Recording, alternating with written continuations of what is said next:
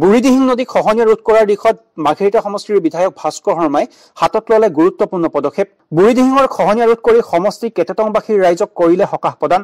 বিগত সময়ছোৱাত এই অঞ্চলৰ ৰাইজে শাসিত কংগ্ৰেছ চৰকাৰখনক এই দিশত বাৰে বাৰে আবেদন কৰাৰ পাছতো চৰকাৰখনে কোনো গুৰুত্ব প্ৰদান নকৰাত দীৰ্ঘদিনৰ পৰা ভয়াৱহ সমস্যাৰ কবলত ভুগি আহিছিল এই অঞ্চলৰ ৰাইজে। আৰু ইফালে বিজেপি চৰকাৰখনে ৰাজ্যত শাসনভাৰ লাভ কৰাৰ পাছতে সমষ্টিৰ বিজেপিৰ বিধায়ক ভাস্কৰ শৰ্মাই এইদৰে সমষ্টিৰ সমস্যাসমূহ সমাধান কৰি সমষ্টিবাসীৰ ৰাইজৰ মুখত হাঁহি বিৰিঙাইছে।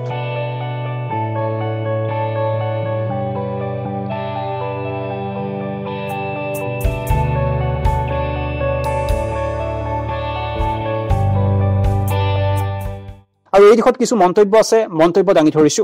যোৱা বছৰ এইটো পোকলেণ্ড লৈ পেলাই ভাস্কৰ শৰ্মা নিজে ইয়াত কেম্প কৰি লৈ পেলাই, সি MLA নহয় আৰু জানিবা, কিন্তু সি ইয়াত বহি লৈ পেলাই কাম কৰাইছিলে।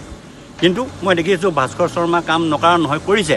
আমাৰ ভালেখিনি আমাৰ ইয়াত উন্নয়ন হৈছে, নোহোৱা নহয়। কিন্তু আগৰ কংগ্ৰেছ সময়তে আমি দেখিলোঁ বহুতো খহনীয়াৰ কাৰণে আমি কত অনশন কৰিলোঁ, SD অফিচত গ'লোঁ আমি প্ৰচেছন কৰি পেলাই, গৈ শেষত গৈ পেলাই কংগ্ৰেছৰ সময়তে যেতিয়া নেকি MP ইলেকশ্যন আহিব সেইটো সময়তে দুইবাৰ কৰি পেলাই সিহঁতে জুখিবলৈ আহিছে ৰাস্তাটো। মই কৈছোঁ আপোনালোকে কিহৰ কাৰণে কি বোলে জুখিছে, নাই ৰাস্তা বনিব। এতিয়া পাঁচ বছৰটো আহি লৈ সিহঁতে আকৌ জুখিবলৈ আহিছে MP ইলেকশ্যনৰ সময়তে।